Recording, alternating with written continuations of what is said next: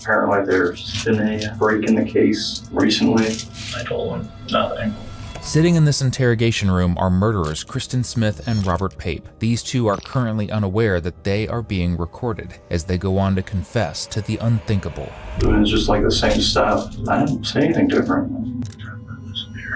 Because what they are admitting to is covering up the arson of the Friedley family, taking the lives of 3 people. Using this confession, police will solve this series of homicides one way. It's not like a significant event. Becky's death, Becky's murder is pretty significant. Am I a suspect? Would you consider me a suspect in the murder? Yes. Or another. These are one of the that were dug up from the remain of the house. That's actually Becky right there. This is Becky, and these were her parents.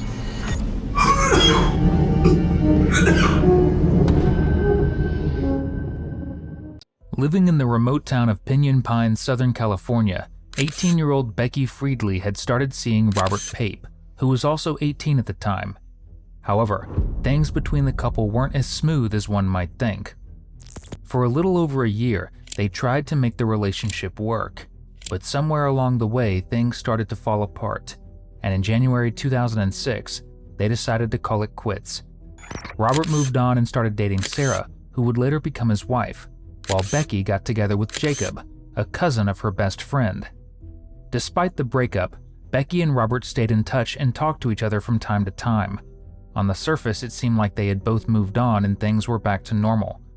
But that all changed on the tragic day of September 17, 2006, when residents in a nearby neighborhood noticed smoke coming out of the Friedley house and called for help. Police and firefighters arrived at the scene only to find the residents fully engulfed in flames. Inside, they found the charred bodies of Becky's mother and stepfather, Vicky and John, and that's where things took a turn. The victims hadn't died from the fire. They had died from gunshot wounds from a shotgun. Officers were still trying to process this scene when firefighters made another major discovery. Just 70 feet from the house, Becky was found ablaze in a wheelbarrow. Unfortunately, investigators could not determine her cause of death. At this point, it was clear that the fire wasn't an accident, it was arson, and whoever killed them had tried to destroy the evidence by burning the house down. Naturally, investigators began looking at Becky's relationships and people who knew her. And the first one to come onto their radar was Robert. He had been her former boyfriend, and investigators knew there had been tension surrounding their breakup. But Robert wasn't the only one in their list of suspects. This is 17-year-old Kristen Smith. He and Robert were extremely close friends and had known each other since their childhood. The two were practically inseparable, and if Robert was responsible for this triple homicide, Kristen had to be with him. Both Robert and Smith were interviewed by investigators shortly after the murders, but neither of them were arrested. Meanwhile, investigators kept looking for anything that might tie the two to the crime scene.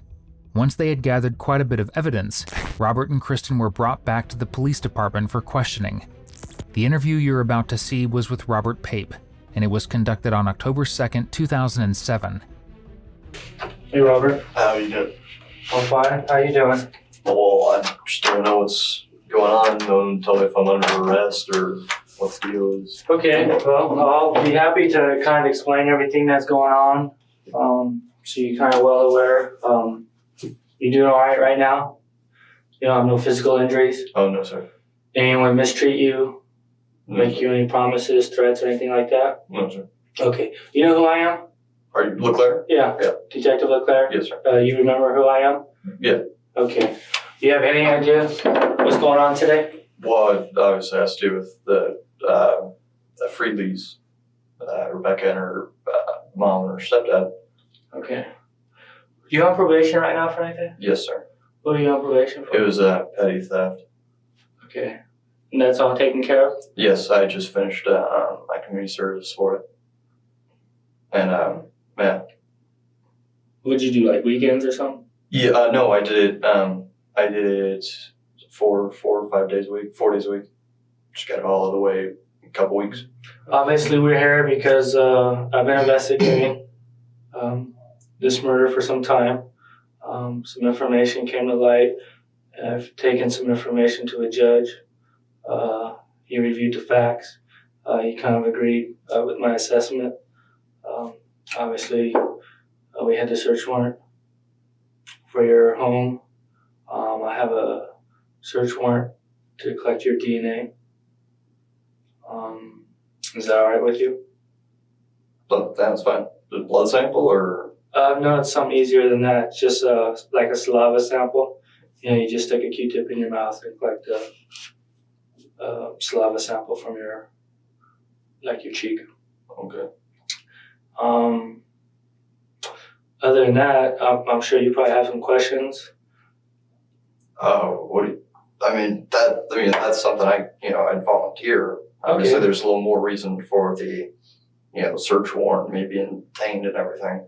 Okay. Well, and am I under arrest or, Well, you're not free to go right now because we got a obligation to meet our requirements of our search warrant and obtain certain things. But let me, if you have something to say that could change my mind or my direction, I'm really willing to hear what you have to say. If you had anything to do with what happened to her, you need to tell me right now. Okay. Well, I didn't. Okay. Do you know for sure who did? No. Do you have any idea who did? I've not the slightest idea. The only thing that, I'd spoken with her family, they talked about how her mom and her stepdad were in some kind of serious debt, and they brought up the idea of something about like a loan shark or something, but I'm not saying that's like something I seriously believe or anything. I don't know. A few minutes into the interrogation, and Robert already seems to have a pretty good idea of who might be behind the murders.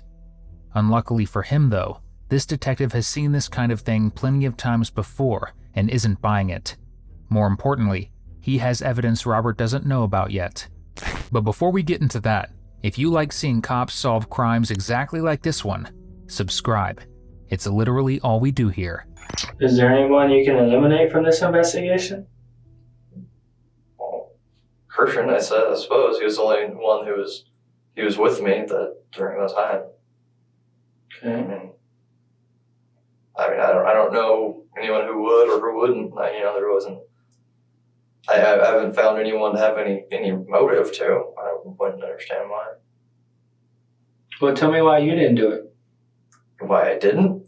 Well, aside from the fact that there's no gain for me. I was already broken up with her. It wouldn't benefit me at all. But other than that, I wouldn't kill anyone anyway.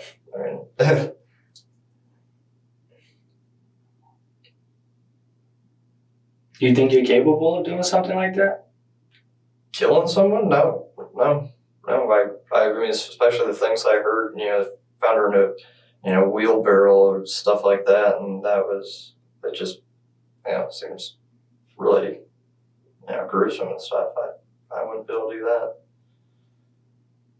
Do you actually think it happened the way people say it happened? I don't know how anything happened. All I know is that she was in the wheelbarrow and two other people were in the house. Or actually, I don't even know if the wheelbarrow was outside. I just assumed. But Did you ever tell anyone, even jokingly, that you were involved? No. Are you willing to take a polygraph to verify your truthfulness? Well, I just don't. I just like to know why it is so. Why I'm such a suspect. I'd say if we're getting into all that, I suppose that I'd want some sort of legal advice. Some sort of advisor or something. Okay. What if someone had told me that they saw you driving on Highway 74 that day? I'd say they were mistaken. Do you remember that day? The only reason I remember as much as I do is just because I had said it so many times, before, and it, I know what I was, things I did. I don't remember times at all, really. Okay. So with that in mind, you think you could kind of give me a recollection of that particular day, from the time you woke up Actually, maybe from your work, because I know you worked that day. Yeah, I guess that'll be my starting point. I just remember that I worked that day, and I suppose I drove home. I think so. I think I had my car at that time, and before that, I had just gotten rides with Christian. But I suppose I drove home, and I was supposed to hang out with Christian that day, but I hadn't gone to church because I'd worked the morning mass. The church we go to is at 10:30, and we missed that, and they don't have an evening mass. So I was going to try to go out to a mass at Sacred Heart, and as we were driving out that direction, I gave them a call and found out we'd missed it. So we went back over to Christian's, and they were playing games at some point, and then went paintballing. So what happened after that? We just went home. Oh wait, did we? I'm not even sure if I went back to his house or not, or if he just took me straight home. Maybe. But then before we went to my house, we stopped at a gas station. I remember that because I was getting chapstick for my cousin, and then after that he took me home, and I was hanging out with my cousin ever since. Were you guys with anyone else paintballing? No, it was just us because we were just messing around with the guns. Did you guys talk to anyone? Anyone come by that and hey, what's going on? Well, no, because it's kind of like back like behind the school almost. So I mean, you're not gonna like see someone driving through the. Well, I mean, no other paintballers there. Mm-mm. You talk to anyone on the phone while you're out there? I don't believe so. If anything, maybe my girlfriend or something, but I don't know. I mean, would you typically have your phone with you? Sometimes, but I mean, we were planning on doing some like little skirmishes, just us two. So if anything, I'd probably put my phone in the car or something because I wouldn't want to get it all dirty because it's all desert. Okay. Would you leave your phone on or off? It's very possible I'd turn it off. Why would you do that? Why would I turn it off? Just because it saved battery. My phone, a lot of times I'll use it to, it plays MP3s, so a lot of times I'll use it to play that, so it runs on the battery. The detective can't help but notice how calculated Robert is with his statements. Conveniently, at the exact time Becky and her family were killed, Robert claims that he and Kristen were playing paintball together, with no one else around to confirm their story. But the most noticeable detail in his statement is how casually he talks about turning his phone off, as if it's something he does all the time. When detectives talked to Sarah, his girlfriend at the time, she told them that throughout their entire relationship of 9 years, the only time Robert's phone had ever been turned off was on September 17, 2006 at 7:13 p.m., right around the time Becky was killed. Coincidentally, Kristen's phone also went off at almost exactly the same time. Shortly after, around 9:45 p.m., both phones were turned back on.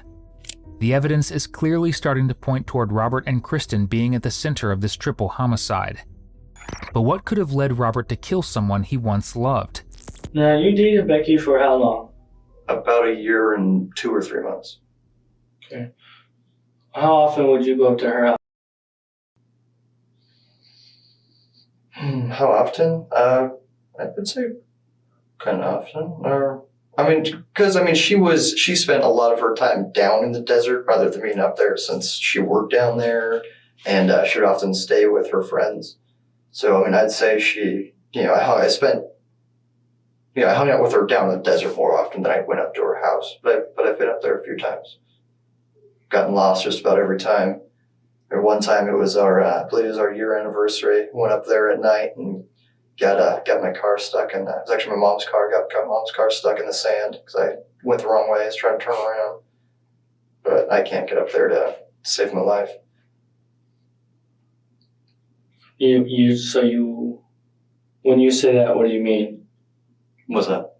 You couldn't get up there to save your life. Oh, well, just as the expression implies, even if like your life counted on it, you'd still end up screwing it up because you're not good at something. Or you mean because of the roads, or because you don't know the directions? Well, because you drive up a street and then it turns into dirt roads, and a lot of that just kind of, I'd always end up getting lost. Okay. So if you were to drive up there in the daytime, do you think you could find her house? Oh no, especially not now. No way. No, Okay. I know it's the street that you turn off of 74 is the same street to get to that like park or reserve or whatever it is right there. It's a little camping area. I know that's the street that you turn off of 74. Okay. What type of people were Vicky's mom? Rebecca's mom? Becky's mom. Yeah. So yeah, Vicky and John, right? Right. They seem nice. They just they were, I don't know, they just seemed a little different than me. Maybe, not like hostile to me or anything. They just seemed, just kind of different personality. But they were, we'd sit down and watch movies that would come on and stuff like that. But Robert, in explaining the dynamics of their relationship, leaves out a very important detail: the reason for their breakup. Becky had cheated on Robert, and Robert, being possessive and increasingly upset, didn't take it very well. Becky's friend Jeannie McDaniel came forward and told police that Becky told her Robert had threatened to kill her because he didn't want anyone else to have her. Whether Robert, along with Kristen, killed Becky to get back at her would remain a mystery. But for now, the detective has another piece of evidence he needs Robert to explain. The night Becky was killed, she had apparently told people that she would go hiking with Robert and Kristen. Well, what's this deal with all this hiking business? she had invited me to go hiking, and I had told her I would, and I didn't, I wasn't planning on going because I knew she would have kept on bugging me, so I just said I would, and then I was planning on just, canceling, last minute, and then she didn't go hiking with whatever guy she was going hiking with or whatever, that was it. And when was this? When was it? Wait, when was? You're telling me about a hiking event. I'm asking you when that was. Well, that was the thing. That was when that was the night we were supposed to go hiking, and it was supposed to be me and her and some other guy who I don't know, and that was the night that happened. That what happened? She was, that they were all good. Okay. Well, where does Christian fit in with this? Christian doesn't fit in with them. So why would the other people believe that you and Christian were the ones going up there? I'm not sure. I mean, I suppose it's possible that maybe he was included since he was there, but I as far as my recollection, I thought it was just me. Did you ever call Becky and tell her you weren't coming up there? I ended up speaking with her, and I said before when I'd spoken with you how it happened. I don't remember. I can't remember if she called me first or if I called her first, because that was all somewhere around the time I was called at church. But I don't remember how that went. But I had said it before, so I never thought of writing it down. Okay, so did you tell her that you weren't not coming up there? I at some point did tell her that I wasn't coming. Okay. You positive about that? I did tell her eventually that I was not going to go hiking with her. The first time that you talked to Detective Michaels, do you remember talking to him in this room? Yes. And he was asking you about, all this stuff about Becky? Mm-hmm. And you mentioned that you were going to go hiking with him, or go hiking with Becky? Yeah, I was supposed to, yes. Okay. But you didn't tell him that you canceled. I thought I did. But you didn't. I didn't tell him that I did cancel. What did I say? That I never spoke with her, or? No, you just didn't. You just blew her off, basically. You didn't intend to go. Well, because I believe I remember talking about her calling, I believe she called Christian's cell phone after that because she knew I blew her off. Somehow, I believe. Why would she call Christian's cell phone? Because if she was trying to get a hold of me, Christian would be the only other person to get to, because I'm usually... Why was she trying to get a hold of you? Because obviously if I wasn't there or I hadn't talked to her, what happened, then obviously said she'd want to get a hold of me and find out what's going on. But didn't you just tell me you talked to her and counseled? I believe I did. So why would she call Christian and try to get a hold of you? Because I believe I called and canceled and she wasn't happy about it. So she called Christian to get a hold of me because I believe I had stopped, talking to her. Maybe she called me and I didn't pick up or something. Okay. It's not only the discrepancies in his statement that make it clear Robert's lying, but also how he seems to forget that investigators have talked to witnesses.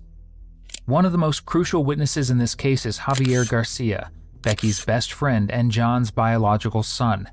Javier came forward and revealed that on the night Becky was murdered, she had told him that both Kristen and Robert would be joining her on the hike. And now, for whatever reason, Robert is denying it point blank. The detective now needs a reason to make sense of all this. He needs to know if it was Robert's obsession with Becky that could have led him to carry out this gruesome act. But it seems Robert has a very different story to tell. You mentioned about Becky dating, the Marines or whatever.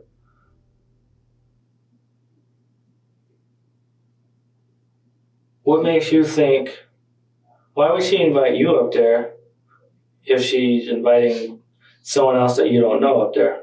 I believe that she still had feelings for me.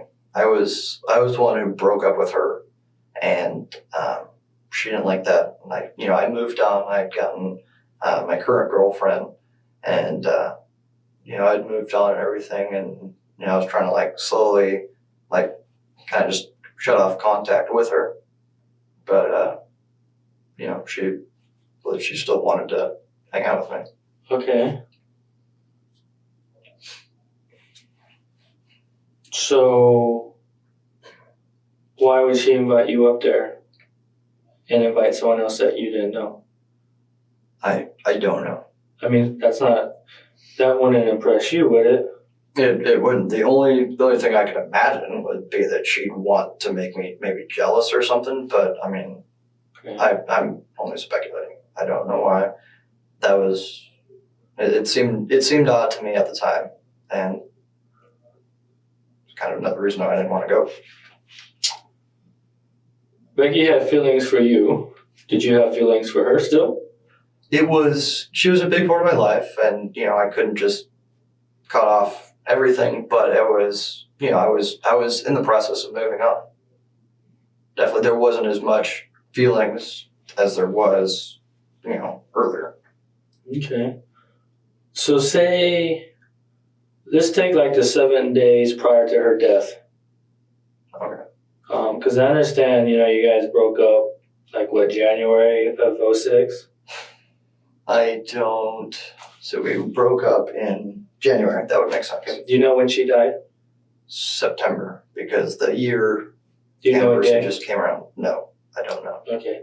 So in those 9 months,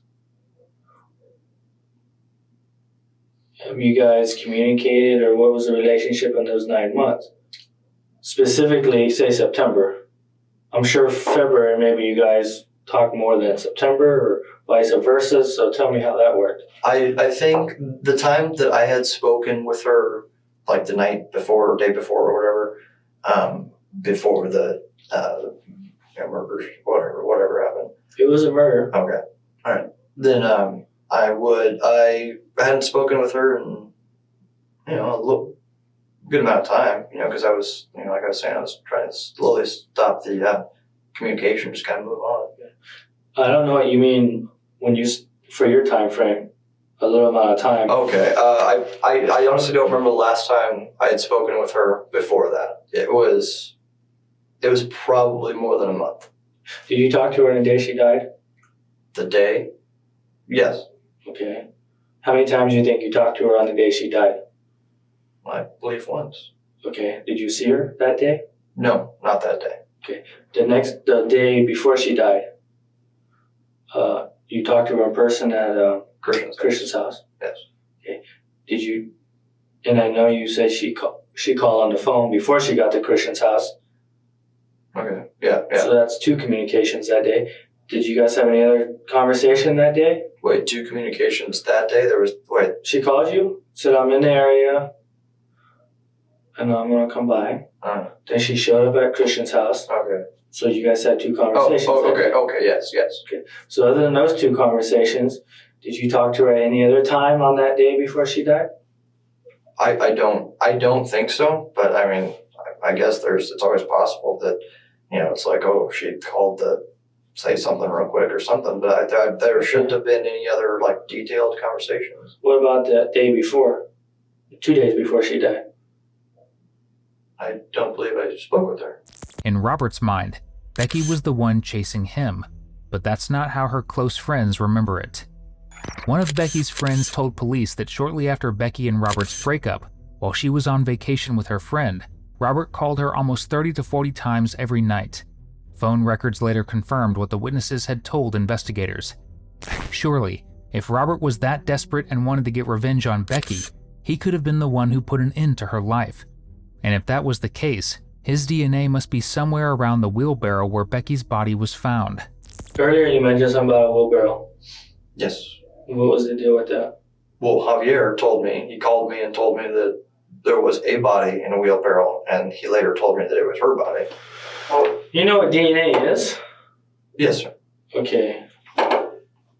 And I'm talking about not DNA from years ago.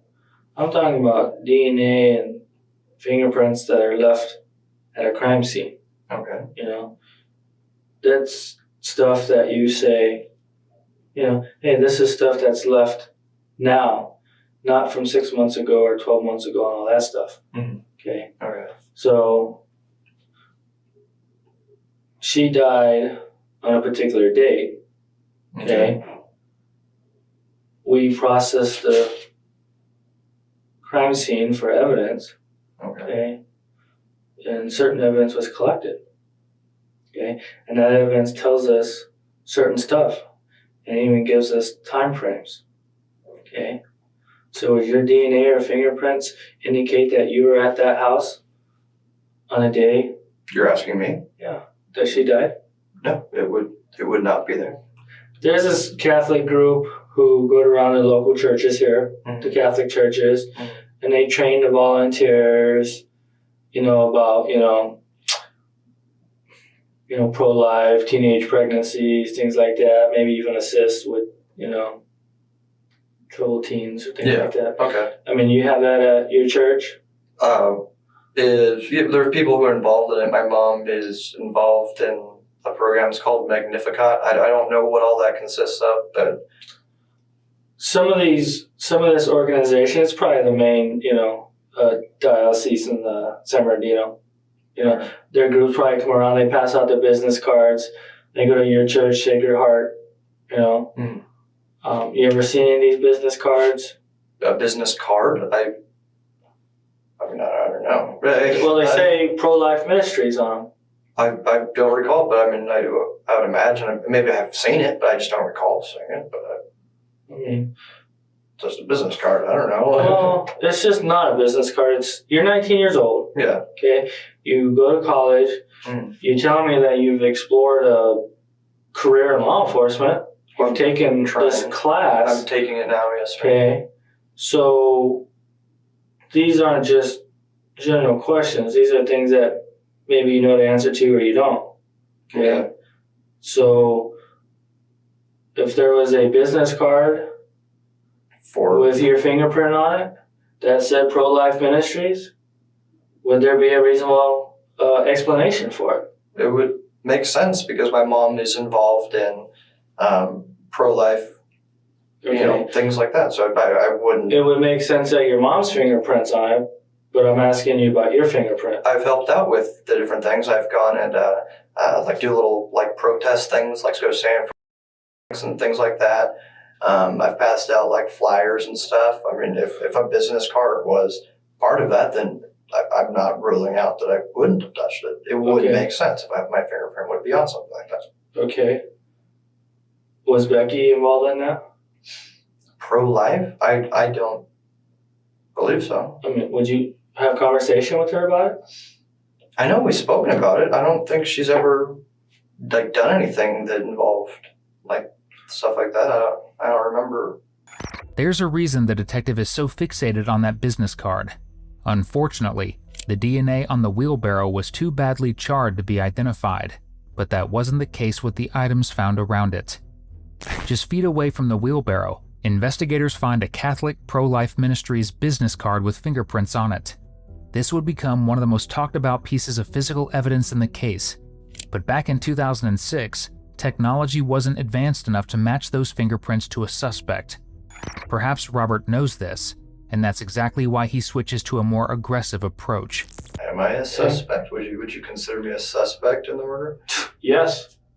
Why was it that Christian's dad was told that, like, We're not We- talking we about were- Christian. I We're not talking about didn't say Christian's dad. I didn't say We're talking Christian. about Robert Papp. It's Pape, but I feel this conversation is just moving towards a hostile tone, and I don't appreciate being taken from my house when I would have voluntarily given up my fingerprints and my DNA cheek sample or whatever. And I missed an interview. I would have a job now. I have no income right now. I mean, of course, it's not so much of a big deal since I'm living with my mom, but I just feel that it was a little unnecessary. I thought Becky Friedley's tragic death was significant in your life. That was significant. Well, it is. It is significant. What says that that's not significant? You just I you just turned the page and thought some other things in life were significant. Why Christian's dad said this? Who cares about what he said? Let's talk about Robert. because someone had told someone he spoke with said that Christian and I weren't suspects. But it seems pretty obvious we are. When was that? You can ask him. I don't remember exactly when it was, but Well, someone had. He's not here, so I'm asking him. When was that? Today? Yesterday? It was maybe about 4 months ago. Okay, well, things have changed in 4 months.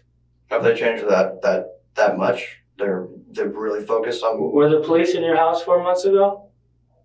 They weren't, but I don't know what. Were you taken from your house 4 months ago? I wasn't taking from my house. Okay, so would you say things have changed in 4 months? That's what I'd like to know. I'd like to know what has changed, and I had asked that, and I don't know what's going on. Okay, well, I'm a person who collects information. I'm not in the business of giving information. Things have changed, and things constantly will move forward. Okay? And while I'm giving you an opportunity to show your truthfulness to me. Okay? And if you want to take a polygraph test and pass the polygraph test, then that will show your truthfulness. Really? Okay. What I'm making is it just seems like it's moving towards more of a hostile tone, and I just feel like I would feel more comfortable seeking some sort of legal advice. You can do whatever you want, Robert. Okay. Okay? All right. Well, then that's what I'm saying that I want to do. Okay. And you'll be able to. You can do that. I mean, and then as even considering the advice, maybe my mother told me, I was just saying, obviously, talk to someone. If you're going to talk to the police, just have someone there just to, talk with you, because obviously they know more than you do, and you don't want to say, maybe something stupid for whatever reason. Sure. And then, but even with that advice, I had continued to, speak with detectives. I went in the day after what had happened, I came in here and spoke with Detective Michaels on. Well, why wouldn't you? Why wouldn't I? Yeah, because I mean, you're Becky's friend. Yeah, Becky and I would died. like to put in whatever advice. Do you have that I something can. to hide? I don't have anything to hide. Therefore, But I feel that it's just moving towards just a hostile tone, and I feel that I would feel more comfortable with speaking with someone else before this continues. Okay. So I would appreciate if you want the DNA sample, that's fine. But I think this conversation should be about over. The interview might be over, but the investigation is far from it. The detective still has one card up his sleeve, and just when Robert thinks he's made it out safely, investigators send in the one person he least expects to see, Kristen Smith.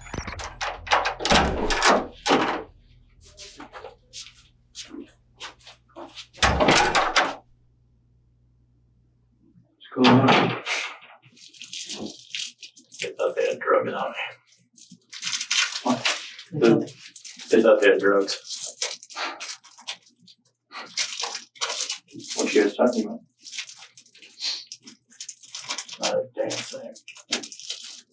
Yeah.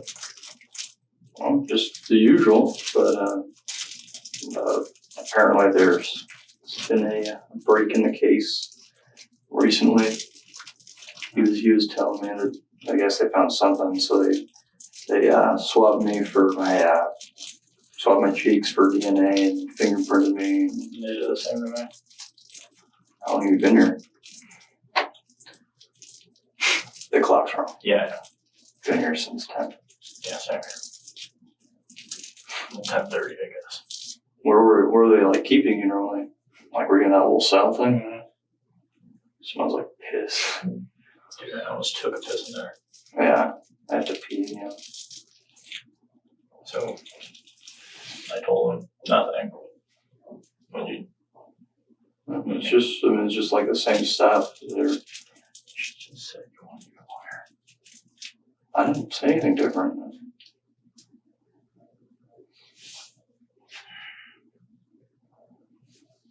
Been here for weeks. Apparently, he kept asking me if I had touched the wheelbarrow and stuff like that. The wheelbarrow? And he kept saying, it's like, oh, it's like the wheelbarrow, because you know that's where they found Becky. And that's what Javier told me. And I was like, oh, Javier, did you know that wheelbarrow? I'm like, oh, I don't know. I imagine he'd have a wheelbarrow.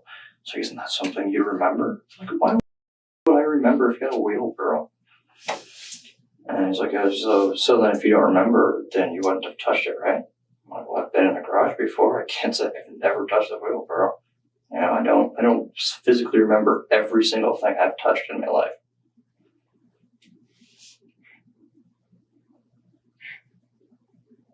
Talk about this later. I'm just saying what I had said earlier. Yeah. There's no outright confession here, but Robert saying I told them nothing clearly puts him out in the open. Not knowing that everything in the interrogation room is being recorded, the two have given detectives a solid reason to stay on their trail for years to come. Claire was like getting all crazy. He's like, oh, see now, if you want to do whatever you can to solve this crime, then you'll tell me the truth. I don't care what you recall. I want the truth. All this like shit. I'm like, dude, don't even act like you're on my side. I've been here for like 7.5 hours. Right? If you asked me, I would have given you my DNA sample and my fingerprints. I would have done it. All right, I had a job interview today, and I missed that. He's like, oh, so what? Her death doesn't matter to you?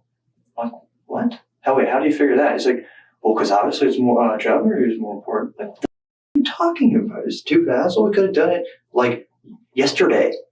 Then it would have been even more important, right? Because we're doing it sooner. No, not the same exact thing. It was like, oh yeah, we leave it right now. Oh, you're right now. Just wait in here for a sec. Couple minutes. It's like, okay.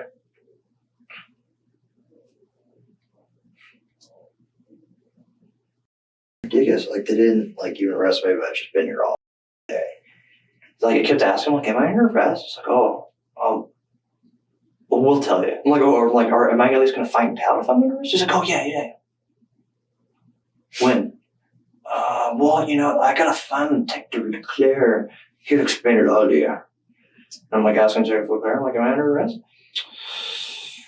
Well, you see, it's not a complicated question. I just want to know. From here on out, the case went cold.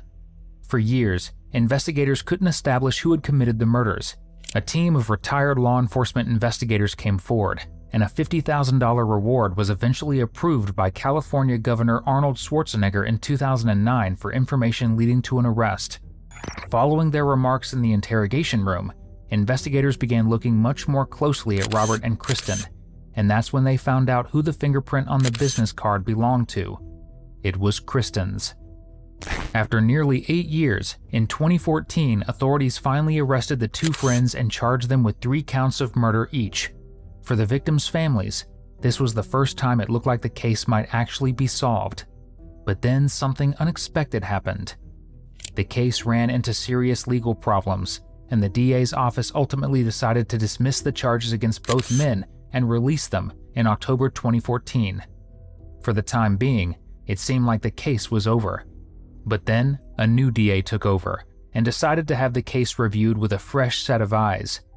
That's when investigators found the one lead that would eventually bring this to a close. In 2016, Kristen's former colleague came forward. He explained that in 2007, Kristen made a comment to him saying that something had gone wrong and that they had torched the place. With that, officers bring Kristen in for his last interview on May 23, 2016. You have any idea why we're here? I mean, I kind of have a grasp on what's going on. My friend called me yesterday and told me that he was questioned. So I figured this is what, I mean, you guys are saying from the Riverside Police Department. Sheriff's Department, yeah. So I gather, this is probably what he said it was about, which is unbelievable to me that I'm still involved in this. Right. But when we talk about this incident, we're talking about obviously the homicide investigation from 2006, right? September 2006. I can't even remember that. Becky Friedley. I really can't remember. I mean, like I remember being investigated before. Okay, it's in reference to that same investigation, the homicide investigation. Okay. All right.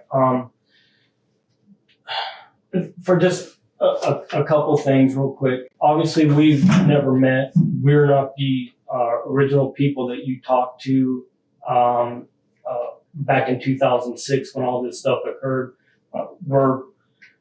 We've kind of picked that up again. All right. So those people are not a part of our unit anymore. They've gone on their way elsewhere into the department. But we have picked it up just as a fresh look at things, you know, and we're a fresh set of eyes on that case and on Becca's case. All right. And we've been looking at it, and there's been some new developments over the last couple of years. It's something, you know, it's a homicide investigation. It's a triple homicide investigation, and so it doesn't go away. Those things, there's no statute of limitations on homicides and certain other crimes. All right, those things don't go away. That's why we see on TV all the time. 20 years later, these things are being solved, and you know, through scientific evidence and stuff like that. You know, and so that's kind of, and it just gets better and better every day.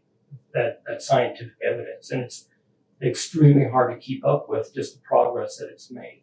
Okay, so that's the last 6 years, been a lot of progress, you know, due to some of those things. But our thing is we are recontacting people that were contacted in the initial stages, okay, and trying to talk to those people, and some of them are you know, bits and pieces and stuff, but that's the whole idea here, is we need to put this kind of to rest, so to speak, and get beyond it and start making things right now, you know. And so that's where we're at on this. So that's our reason for coming up here. We've been up here for several days now, all right? Just kind of waiting for this day to get here, making some arrangements and stuff, all right? So I want to give Kristen Smith another opportunity to talk to us, if you will, okay? If you will, and if you want to set things straight. Because the last thing I want to see is, you know, 10, 15 years or whatever time period, okay, come along, and all of a sudden, you know, somebody else has picked it up, and now they're pulling you in again, and you know, you're going to have to deal with it then. And that's the bottom line. This is never going to go away, and you know, we could be here talking to you again, you know, next week, next year, or somebody else takes our place. You know, I've got retirement coming up pretty soon, you know, and there's going to be somebody else that's going to roll in and take my position, okay, re-looking at it, and it's not going to go away until it's dealt with, bottom line, all right? And I'll tell you, and correct me if I'm wrong, but my theory is that whatever happened up there, I think you have a much lesser role in that. Okay, and I firmly believe that. But I can't sit here and tell you, hey, I know what happened up there. I know everything, because that would be, you'd be calling bullshit on me, all right? And you'd be right, because I don't know. I wasn't there, all right? I only know what I know based on the evidence, the massive amount of people that I'm going to talk to, the interviews and stuff like that. So, and it leads us to, basically one conclusion, all right? And that's, a big thing that I've learned long ago is that two things, when we do what we do, we have the evidence and we have the truth, okay? And what happens is if somebody lies to us, we expect that. But if somebody lies to us and tells us a story, we can compare it to the evidence and say, that doesn't mix. That's not right. It's not consistent. That's bullshit. Okay. But when people tell us the truth, and we can take that and we put that to the evidence and like, oh, you know what? That makes a lot of sense. That is explainable. Okay. Yeah. Okay. I'll go with that. All right. But the two go together like a glove, so to speak. And that's the bottom line. Kristen, now in the military, is in no mood to indulge in a conversation that could involve recalling details from 6 years ago, so instead he chooses what he believes is the safest route. But this fresh pair of detectives has a few tricks up their sleeves, and they're about to reveal them. What do you think? I know there's a lot for you to. Yeah, just let me gather my thoughts. Yeah, it's a lot for you to take in.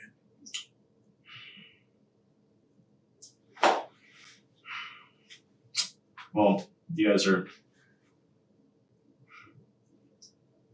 with respect to you guys are obviously implying that I was involved in it in some way. And that being said, and it being 6 years ago, I don't remember those dates or exactly what happened. So not to implicate myself in anything wrong, or I don't want to say word twist or anything like that, because I don't believe that you guys are here to do that to me. Not at all. No. I'd feel much more comfortable with a lawyer or something like that, because, like I said, 6 years is a long time for me to just start spouting off what I remember or what. And Kristen, that's and I guess that's part of the spill I missed. Sometimes I get carried on. Again, the last thing either one of us want anybody to do, okay, whether they're guilty, not guilty, anything, witnesses, victims, anything. The last thing I don't want anyone to do is to do that, to screw something up one way or another, because I have trouble remembering yesterday. I mean, seriously speaking, I really do. If you tell me, hey, what'd you do yesterday? Okay, I need to sit and think about that. So I understand that, I respect that. But our whole, the way I like to look at it is, I go to a call out, whether any type of investigation I'm conducting. You know what? Initially, I like to look at it and I break it down real simple to myself, because I've got a high school education, and that's it. A little bit of college here and there, but pretty much I'm a high school education.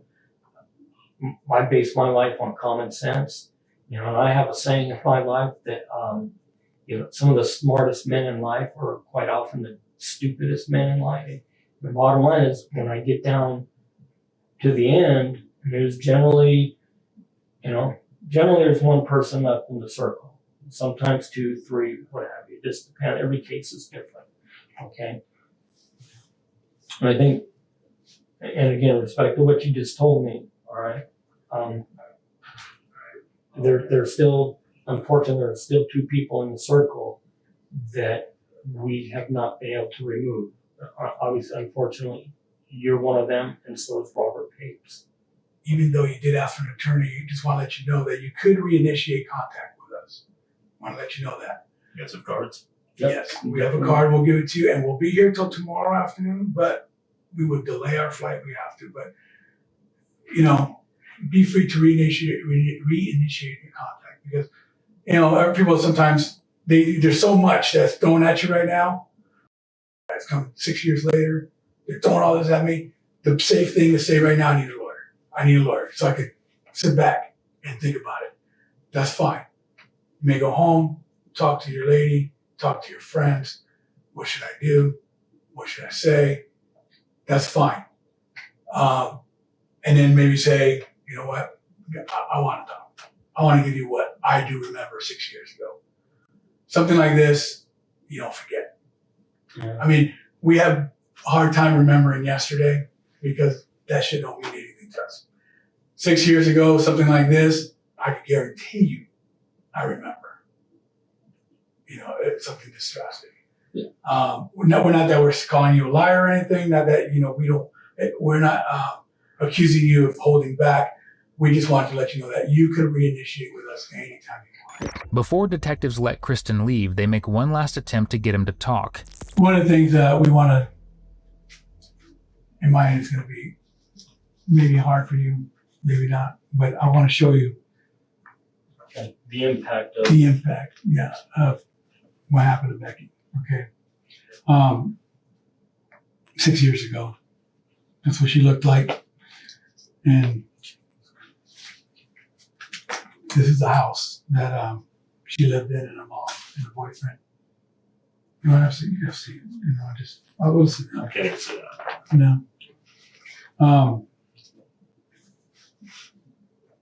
This is one of the dug up from the remains of the house. that's actually Becky right there. This is Becky.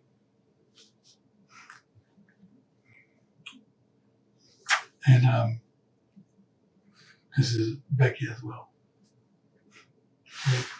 It's hard. I mean, I know it is. She was an 18-year-old girl who didn't really deserve. It's not that. I mean, Not this. I mean, not even anything close to that. She just started life, and these were her parents. Okay, and that's when we talked about how serious this is. And I think, we don't need to tell you how serious it is. What can I say? The pictures speak for themselves, She was an 18-year-old that, prime of her life. yeah. That's what we're trying to put an end to. Yeah. Close this out.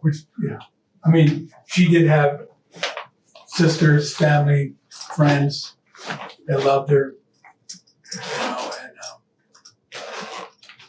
and we talked about that loyalty thing earlier, and there's a line you got to draw. There's a line, and again, with the respect and that you asked for an attorney, we won't get into the details.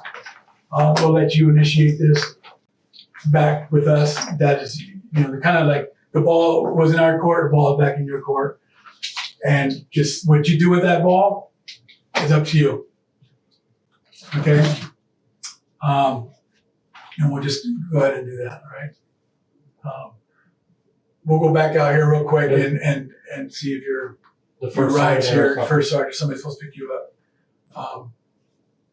Remember, we're gonna be here Till tomorrow. till tomorrow. We could delay flights. We could come back within a couple hours. It's up to you. Okay. You do what you need to do. Okay. And just let's go and see this guy.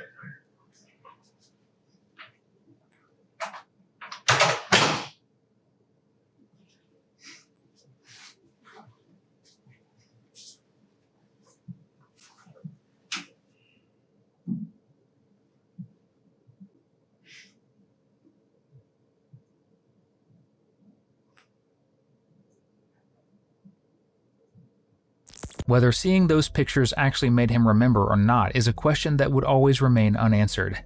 But one thing's for sure, he's clearly shaken by what he's just seen. Because even after 10 minutes have passed, Kristen still can't seem to pull himself together.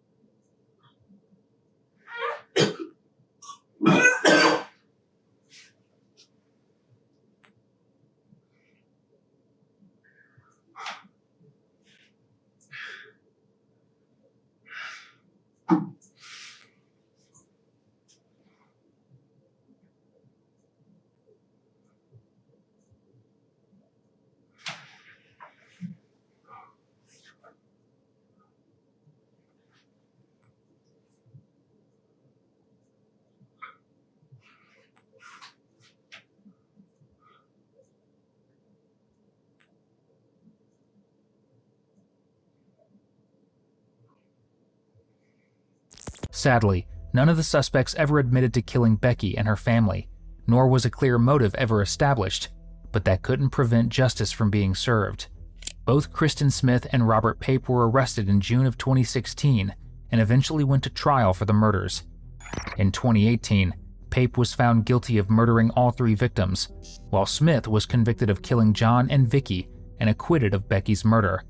Both men were sentenced to life in prison without the possibility of parole. After more than a decade of unanswered questions, the Pinion Pines triple homicide had finally reached its end. We hope you enjoyed today's video. 85% of our viewers aren't subscribed, so if this is the kind of content you come back for, just hit subscribe. It's the single biggest thing you can do to support the channel. If you want to keep watching more, check out one of the most intense cases we've ever covered right here, or catch up on our latest upload right here.